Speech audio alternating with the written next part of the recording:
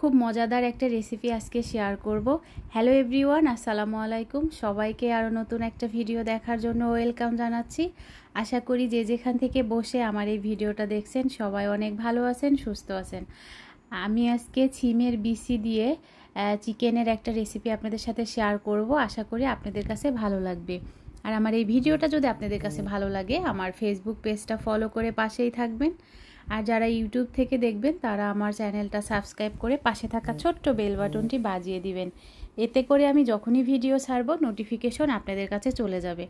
তো আমি এখানে 1 প্যাকেট সিমের বিচি নিয়েছি। এই সিমের বিচিগুলো বাংলাদেশ থেকে আসে। সিমের বিচি, কাঁঠালের বিচি, কচুর লতি এগুলো কিন্তু বাংলাদেশ থেকে আসে। কাজী ফার্ম ব্র্যান্ডের এটা।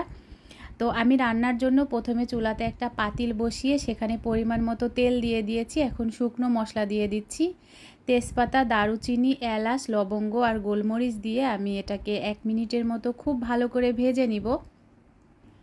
তারপরে শুকনো মশলা থেকে যখন খুব সুন্দর একটা অ্যারোমা আসবে তখন আমি এখানে বেশ অনেকটা পরিমাণ পেঁয়াজ কুচি দিয়ে স্বাদ মতো লবণ দিয়ে আমি পেঁয়াজটাকে 3 থেকে 4 মিনিটের মতো খুব ভালো করে লাল লাল করে ভেজে নিয়েছি। এই অবস্থাতে আমি রসুন বাটা আর আদা বাটা দিয়ে দিচ্ছি। আমি রসুন আর আদাটাকে একসাথে হ্যান্ড ব্লেন্ডার দিয়ে ব্লেন্ড করে নিয়েছি। আদা রসুনের যে একটা র ফ্লেভার থাকে সেটা চলে যাওয়া না পর্যন্ত আমি খুব ভালো করে ভেজে নিয়েছি। এখন আমি এখানে টমেটো বাটা দিয়ে দিচ্ছি। টমেটোটাকেও আমি ব্লেন্ড করে নিয়েছি। এখন এই টমেটোটাকেও আমি খুব ভালো করে কষিয়ে নেব। টমেটোটা আমার কষানো হয়ে গেছে। এখন আমি এখানে শুকনো গুঁড়ো মশলাগুলো দিয়ে দিচ্ছি। 1 চামচের একটু কম হলুদ গুঁড়ো, 1 চামচ মরিচ গুঁড়ো, আধা চামচের একটু বেশি জিরা গুঁড়ো আর ধনিয়া গুঁড়ো। জিরা আর ধনিয়া আমি সমপরিমাণ দিয়েছি। এখন খুব ভালো করে নাড়াচাড়া করে এখানে আমি সামান্য পরিমাণ পানি দিয়ে দিচ্ছি মশলাটাকে কষিয়ে নেওয়ার জন্য। আর আমার মশলাটা আগেও আমি খুব ভালো করে আদা রসুনটাকে ভেজে নিয়েছিলাম।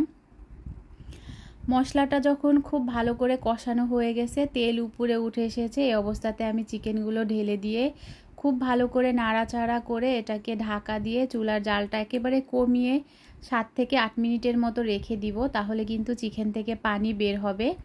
আর ওই পানিটা দিয়ে আমি চিকেনটা খুব ভালো করে কষিয়ে নেব। আলাদা করে পানি দিয়ে চিকেন কষানোর কোনোই প্রয়োজন নেই।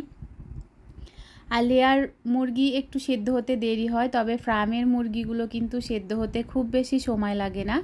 তো আমি এটাকে ঢাকা দিয়ে রেখেছিলাম, অনেকটা পানি বের হয়েছে। এই অবস্থাতে আমি সামান্য পরিমাণে একটু গরম মশলার গুঁড়া দিয়ে দিব। আমি কিন্তু আগে গরম মশলার গুঁড়াটা দেই নাই। গরম মশলার গুঁড়াটা দিয়ে নাড়াচাড়া করে এটাকে পানিটাকে একেবারে শুকিয়ে ফেলবো। তারপরে আমি এখানে সিমের বিচিটা অ্যাড করব। আর এই সিমের বিচিটা খুবই নরম, একেবারে জালি সিমের বিচি। তো আমি একেবারে মাংসের পানিটা শুকিয়ে নিয়েছি আর মাংসটা খুব সুন্দর কষানো হয়ে গেছে।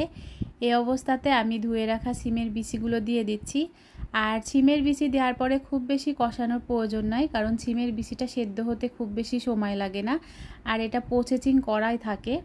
সিমের বিচিটা দিয়ে আমি মাংসটার সাথে খুব ভালো করে নাড়াচাড়া করে 2 থেকে 3 মিনিটের মতো চুলার জালটা হাই করে আমি জাস্ট সিমের বিচি আর মাংসটা একটু ভালো করে কষিয়ে নিয়েছি। এখন কিন্তু আমার সিমের বিচি আর মাংসটা খুব ভালো করে কষানো হয়ে গেছে। এখন এই অবস্থাতে আমি ঝোলের জন্য পানি অ্যাড করে দিচ্ছি। আর আমি ঝোলের জন্য গরম পানিটা দিচ্ছি। আমি বরাবর সবসময় গরম পানি দিয়ে রান্না করতে বেশি পছন্দ করি। গরম পানি দিয়ে রান্না করলে কিন্তু রান্নাটা খুব তাড়াতাড়ি সম্পূর্ণ হয়ে যায় এবং সব কিছু ভালো সেদ্ধ হয়। তো আমি আমার পরিমাণ মতো পানি দিয়ে দিলাম। এখন পাতিলের গায়ের সাথে যে মশলাগুলো লেগে আছে সেগুলো ছাড়িয়ে এখানে 4-5টা কাঁচা মরিচ দিয়ে দিয়েছি ফ্লেভারের জন্য, দিয়ে ঢাকা দিয়ে বেশ অনেকটা সময় রান্না করে নিয়েছি। আমি আবার মাঝে মাঝে একটু নাড়াচাড়া করে দিলাম। তারপরে এটাকে আরও কিছুক্ষণ রান্না করে নিয়েছি। এখন কিন্তু ঝোলটা বেশ অনেকটাই কমে গিয়েছে। তো এই অবস্থাতে যেহেতু আমি সিমের বিচি দিয়েছি, এখানে চিকেনে কিন্তু একটু ঝোল ঝোল রাখতে হবে, না হলে খেতে ভালো লাগবে না। এই অবস্থাতে আমি টালা জিরার গুঁড়া দিয়ে দিলাম। এই টালা জিরার গুঁড়াটা অবশ্যই দিতে হবে, তাহলে খুব সুন্দর একটা অ্যারোমা আসবে। টালা জিরার গুঁড়াটা দিয়ে নাড়াচাড়া করে আমি চুলার জালটা 1 থেকে 2 মিনিট পরে বন্ধ করে দিব। তো আশা করি আমার এই আজকের রেসিপি আপনাদের কাছে ভালো লেগেছে। প্লিজ কমেন্ট করে জানাবেন আর সবাই এভাবে ট্রাই করে দেখতে পারেন, ভালো লাগবে। সবাই ভালো থাকবেন, আমাদের জন্য দোয়া করবেন। আজ আল্লাহ হাফেজ। আবার নতুন কোনো ভিডিওতে আসবো আপনাদের মাঝে।